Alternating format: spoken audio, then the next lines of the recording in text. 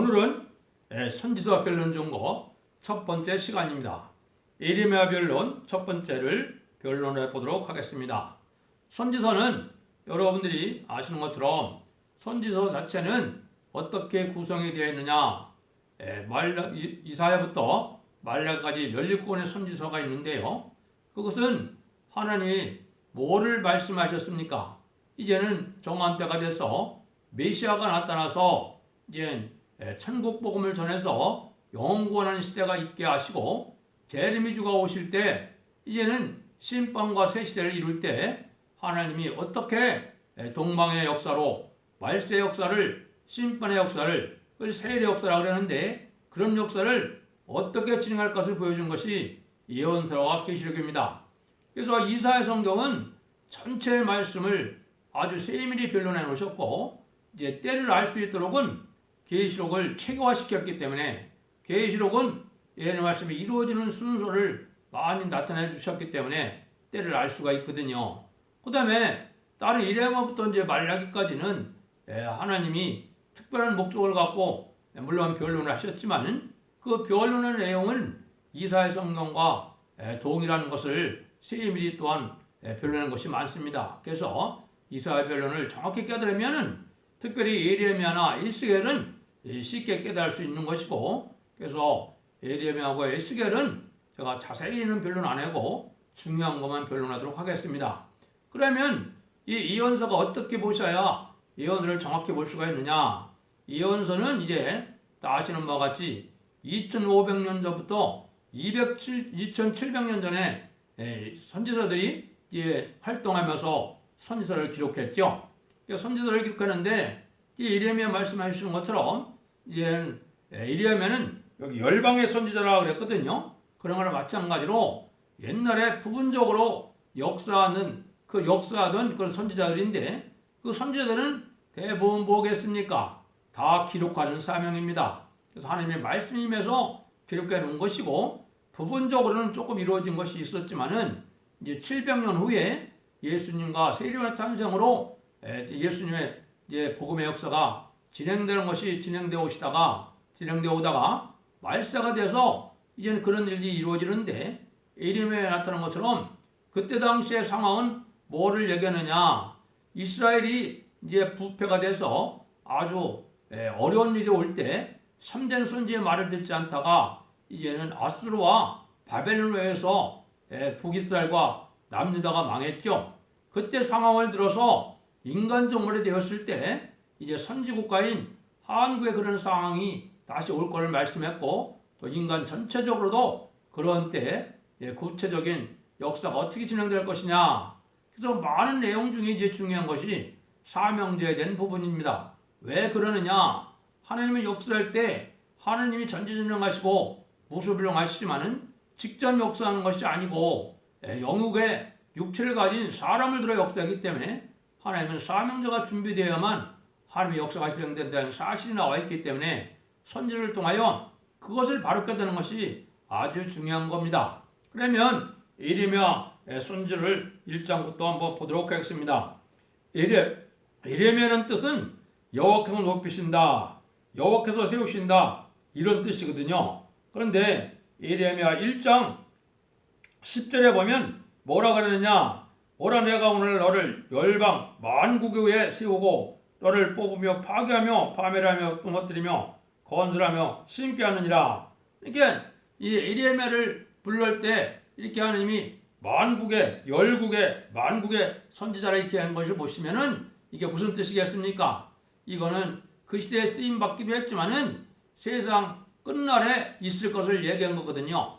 그러면 이제 기록하는 사명에서 다시 예언하는 사명은 바로 누구를 뜻했느냐? 계시록 10장 11절에 다시 예언하는 자가 나온다고 그랬죠. 이거는 말세 사명자를 뜻하는 겁니다. 말세 사명자라면 뭐냐? 성경에는 야곱으로 되어 있지만은 14만 4천 명의 변화성들을 뜻한 겁니다. 이 변화성들이 다시 하는 사명을 해서 그거를 변론하고 난 다음에 순종하는 자로는 새 시대를 건설하고 순종치 않은 자는 심판에 없이 한다는 것이 하나님의 뜻인 겁니다. 그래서 여기에 예레미야 뜻 자체는 아까 것처럼 이제는 여호와께서 높이신다, 여호와께서 세우신다는 뜻인데, 이거는 말은 뭐겠습니까? 하나님이 높여준다는 말은 뭐겠습니까? 이거는 왕권을 받는 겁니다. 그래서 이거는 다시언의 사명자 14만 4천 명의 변화 성도가 삶을 감동을 하면 왕권 받을 것을 말씀하신 거다, 이렇게 볼 수 있는 겁니다. 그래서 만국의 선지자는 이제 직접적인 예리미야보다도 이거는 세상 종말의 말세종을 뜻한 겁니다. 그래서 말세종을 하나님이 높이신다, 왕권을 준다는 것이고, 그 사람들은 누구냐? 14만 4천 명의 변화 성도다, 이렇게 볼 수 있습니다. 예레미야도 역시 하나님의 심판과 구원을 말씀하신 겁니다. 새로운 언약의 백성이 일어나서 새 시대가 이루어질 걸 예고한 것인데, 이거는 여러분들이 이스라엘 회복이라는 것이 1948년 이제 5월 14일에 입주 이스라엘 백성들이 나라를 세운 것도 회복이지만, 이제 성경에 이스라엘 회복을 말세 인간 종말에 되어질 일들은 에덴 동산을 회복시켜서 만왕의 왕으로 오실 이제는 세계 통일의 이제는 성대 나라를 이루는 것을 뜻한 겁니다. 이거를 알지 못하면 아무리 예언서 계시록을 많이 외우고 많이 읽는다 하더라도 이 내용을 정확히 알 수 없는 겁니다. 하나님이 그런 방법으로 말씀을 하신 겁니다. 그러면 예레미야에서는 인간 종말이 되면은 많은 타락한 백성들이 나오고 또 하나님을 배반하는 일들이 많이 있기 때문에 이런 자들은 칼과 기근과 연병으로 망하게 된다. 그래도 망할 때 하나님의 말씀에 순종하는 자를 통하여 남은 백성을 통하여 평화 왕국을 이룬다. 이거를 주로 얘기한 것인 겁니다. 이게 얘기하신 것이 그게 이제 한마디로 말하면 이스라엘의 회복이고 에덴 동산의 이제 회복이고 또 천년왕국의 건설이고 이거는 성대 나라 그리스도의 나라를 이루는 것을 뜻한 겁니다. 그런데 예레미야 때도 참된 선지의 말을 잘 들었습니까? 안 들었습니까? 잘 안 들었으니까 아주 슬프고 슬픈 그런 선지자의 대명사가 바로 예레미야이죠. 지금도 마찬가지입니다. 이 시대 하나님의 말씀을 잘 들어야 살 길이 열리는데 안 듣다가 멸망할 수밖에 없는 때가 지금 이 시대인 겁니다. 그럼 이것을 이제 아까 말씀드린 것처럼 예레미야가 구체 인간 종말에 응할 때는 선지국가인 한국에 먼저 응한다는 사실을 여러분이 아는 것이 중요합니다. 그러면은 1장을 4절부터 보시면 여호와의 말씀이 내게 임하니라 이르시되 내가 너를 복중에 짓기 전에 너를 알았고 네가 태에서 나오기 전에 너를 고려했고 너를 열방의 선지자로 세우노라 하시기로 내가 가로되 슬프도소이다 주 여호와의 보소서 나는 아이라 말할 줄을 알지 못하나이다. 여호와는 내게 이르시되 너는 아이라 하지 말고 내가 너를 누구에게 보내든지 너는 가며 내가 네게 무엇을 명하든지 너는 말할자라. 나는 그들을 인하여 두려워 말라. 너는 그들을 인하여 두려워하지 말라. 내가 너와 함께 너를 구원하리라.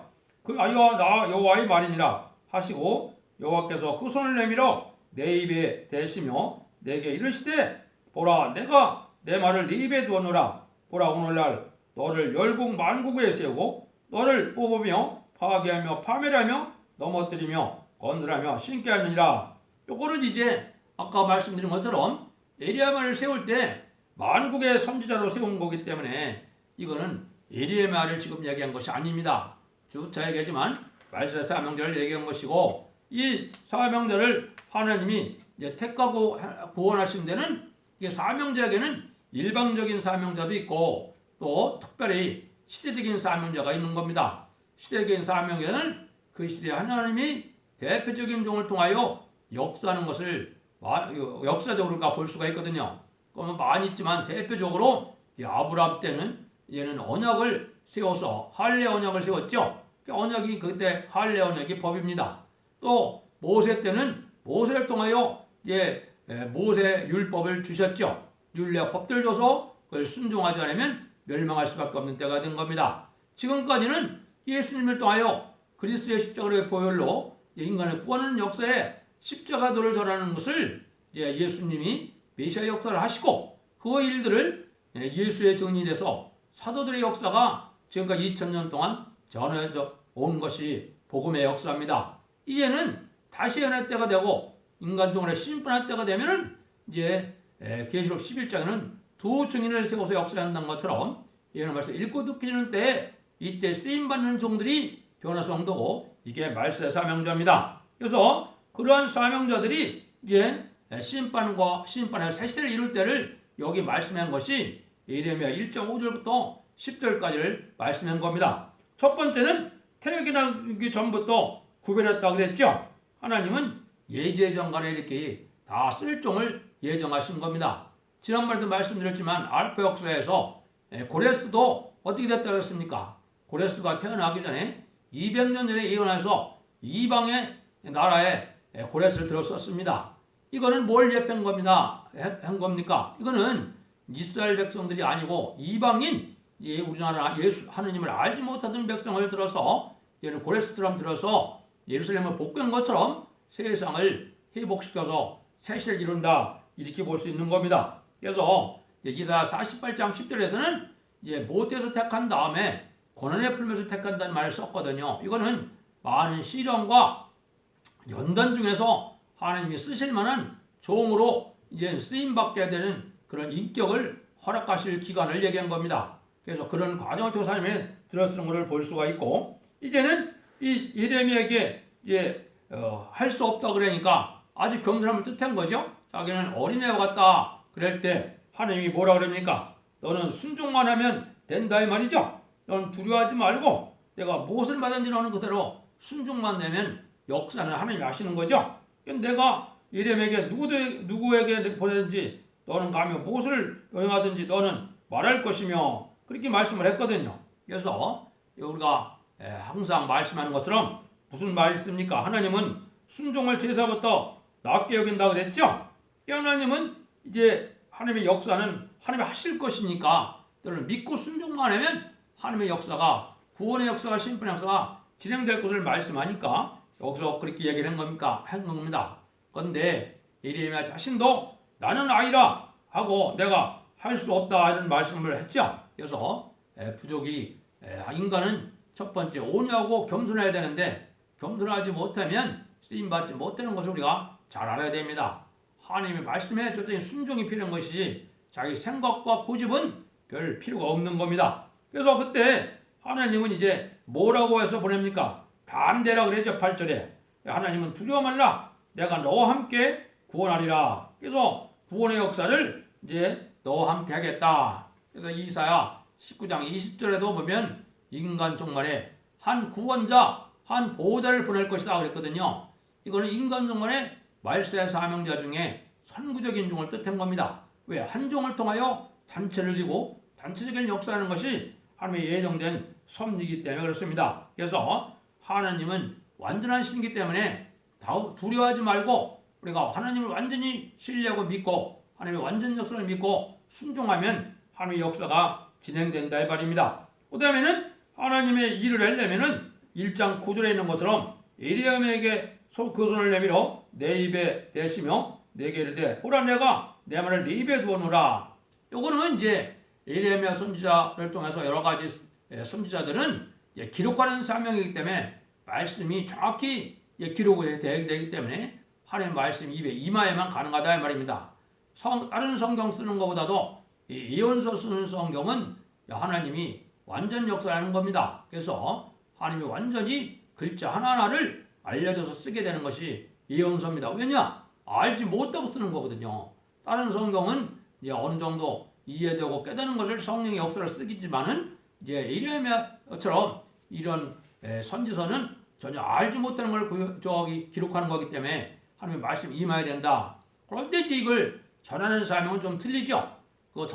이미 기록한 성경을 다 깨닫게 해서 다시 전해야 되기 때문에 말씀이 이렇게 신이 임하는 그거보다도 그 말씀을 완전히 변론할 수 있는 변론 권세를 받아야 그 일을 사명을 감당할 수가 있는 겁니다. 그래서 말씀이 임한다. 그래서 하나님이 성령의 역사가 임하여 하나님의 역사를 할 것을 볼 수가 있습니다. 그래서 하나님이 이 종에게는 무슨 권세를 준 겁니까? 파괴하는 권세도 줬고 이제는 건설할 수 있는 권세도 있다. 그걸 얘기한 거죠. 그래서 이 당시에는 국부적인 활동이었고 이제는 말세종은 세계적인 활동이다. 여기 보면 열방의 열국의 열방 만국에 세우고 너를 뽑으며 파괴하며 파멸하며 넘어뜨리며 건설하며 심게 하느니라 하겠죠. 세상을 심판해서 파멸시키는 역사도 하고 또 세상을 이제 하나님의 심판 후에는 세상을 왕국 건설을 해서 다시 회복시키는 역사도 한다 이 말이거든요. 이게 말세의 사명자에게 하나님이 하실 일을 얘기하신 겁니다. 그래서 이런 일을 할 때 하나님이 말씀하시기를 예레미야 5장 1절에 보면 너는 예루살렘을 거리로 빨리 항례하며 다 찾아보라 하는데 만일 공의를 행하며 진리를 구하는 자를 한 사람도 찾으면 내가 이 성을 사하리라 하는 것처럼 지금은 오직 하나님의 말씀에 순종해서 진리를 찾고자 하는 자가 아주 이렇게 없다는 겁니다. 이럴 때가 지금 된 거죠. 그래서 신앙이라는 것은 이 종교적인 활동으로 되는 것이 아닙니다. 진리 앞에 순종하는 이런 역사이기 때문에 진리를 삼하는 자들이 있어야 될 걸 얘기했는데요. 여기에 1장에 두 가지 또한 하나님이 이상을 보여주셔서 말씀하시죠. 11절에서는 네가 무엇을 보느냐? 내가 살구나무를 가지를 보나이다. 그 살구나무 가지 얘기를 하시죠. 그러면서 뭐라냐? 내가 내 말을 지켜 그대로 이루려 함이라. 이제 하나님이 역사할 때 살구나무를 먼저 보여줬는데요. 이 살구나무가 성경적으로도 옛날에 보여준 적이 성경에 쓰임받은 것이 있었죠. 그때 당시는 뭐예요? 살구나무가 아론의 썩난 지팡이로 쓰임받기도 하고 성전문 앞에 어떤 문양으로 살구나무 꽃을 새기기도 하다 그랬죠. 근데 여기서는 이제 엄동산에 맨 먼저 피는 꽃이 살구나무 꽃인데 살구나무를 이런 것은 징조를 먼저 보여주시고 그 말씀대로 깨닫게 하셔서 그 말씀대로 이루겠다 하는 이런 뜻이 있는 겁니다. 이거는 이제 한국적으로 보면 한국이 선진국가니까 한국에 먼저 깨닫고 한국에서 먼저 깨닫는 것 중에서도 선구적인 중에 먼저 깨닫고 이 역사가 이제는 그대로 그 말씀대로 깨닫게 해서 전하게 하면 그대로 이루시겠다 이렇게 말씀을 볼 수 있는 겁니다. 두 번째는 이제 13절에 뭘 보느냐 네가 무엇을 보느냐 대답하되 끓는 가마를 보나이다. 그 면이 북에서부터 기울어졌나이다. 여기 이제 중요하죠. 여기 이제 구체적 14절에 재앙이 북방에서 일어나 이 땅의 모든 거민에게 임하니라 그랬죠. 요게 지금 한국의 상황입니다. 끓는가 말하는 것은 이제 북방 환란이 올 것을 보여준 겁니다. 환란이 곧 오게 되는데 이거는 끓는 가마가 이제 쏟아지는 것 같이 이제 그런 환란이 온다 이 말이거든요. 그러면 왜 그렇게 했습니까? 정한 때가 돼서 심판 때가 되므로 음란부패 사치 타락하고 특별히 영공협상자들이나 정치적인 음녀나 종교적인 음녀 지도자들이 많이 나서서 악을 행하는 때가 지금 됐거든요. 북방의 공산당은 마귀의 정권인데 마귀 정권을 좋아하는 친중 세력과 친북들에게 많고 또 종교 지도자들도 그렇거든요. 이게 마지막 멸망의 대상자고 심판의 대상자가 된 거거든요. 그래서 이 끓는 가마가 기울어지는 역사를 여기 보여준 겁니다. 그래서 이것이 환란이 꽃 앞에 올 것을 얘기한 거거든요. 이때를 이제 하나님이 예레미야 7장 4절에서는 너희는 이것이 여호와의 전이라 여호와의 전이라 여호와의 전이라는 거짓말을 믿지 말라 이런 말을 하셨거든요. 이건 말은 뭘 뜻했습니까? 이건 구체적으로 말라기 1장에 얘기를 하셨습니다. 말라기 1장은 성전이 부패돼서 성전을 닫았으면 좋겠다 이렇게 말씀하시고 말라기 2장에는 선지자들이 다 부패해서 네 얼굴에 똥을 발렸으면 좋겠다는 말씀하시거든요. 이건 말은 뭡니까? 신령한 종들이 없고 하나님의 말씀에 온전히 순종해서 진리대로 역사하는 자가 없다 이 말입니다. 그래서 이럴 때 다시 회복시키는 역사가 새로운 종들을 나오게 하는 방법을 하나님이 말씀하실 때 이제는 이렇게 말씀을 하시는 거예요. 그런 종들의 이름이 성경적으로는 순회 종들이라고 그랬고 가지된 종들이라 이렇게 얘기하는 겁니다. 그거는 이제 다시 사명자들이 일어나서 역사할 것을 보여준 것을 말씀하셨거든요. 그러면은 이제 예레미야 7장을 보시면 예레미야 7장에는 우리가 복받을 길과 살 길을 여기 말씀하시거든요. 복받을 길과 살 길이 있는데 복받는 길은 7장 21절에서 23절 이렇게 말씀하셨고 이제 망할 자들은 이제 24절 28절까지를 말씀했습니다. 그러면 거기를 잠깐 보시면 이렇게 말씀하셨거든요. 오직 내가 이것으로 그들에게 명하여 이르기를 너희는 내 목소리를 들으라. 그러면 나는 너희 하나님이 되겠고 너는 내 백성이 되리라. 너희는 나의 명한 모든 길로 행하라. 그리하면 복을 얻으리라. 이렇게 하나님의 말씀을 잘 귀를 기울여듣고 청종하면은 너희들이 복받는 길이 열린다 이 말입니다. 이것이 이제 자신의 사명적으로 예언서 계시록을 지금 변론하는 것을 듣고 깨달아 있고 순종하면 복을 받게 된다. 이걸 얘기한 거거든요. 그래서 이것을 통해서 제사보다 순종이 낫다 이 말입니다. 예배를 드리는 게 중요하지만은 예배 드리는 것 자체가 중요한 것보다도 예배가 상달돼야 되거든요.